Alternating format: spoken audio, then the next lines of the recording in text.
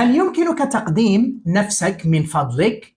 هل نقول could والشخص المخاطب هنا أنت، يعني نكتب you.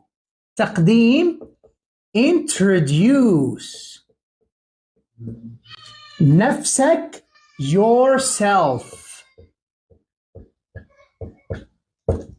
من فضلك please. Could you introduce yourself please؟ بالمناسبة إذا كنت مهتم بتعلم دروس اللغة الإنجليزية عن بعد تواصل معنا. أرجوك اسمح لي أن أقدم نفسي. أرجوك please.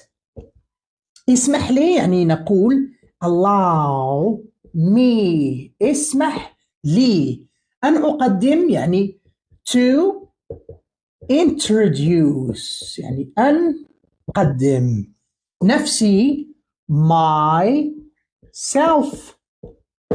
Please allow me to introduce myself. أنا مسرور جدا بلقائك. أنا يعني I am مسرور جدا يعني نقول جدا أولا very ومسرور pleased بلقائك يعني to meet you.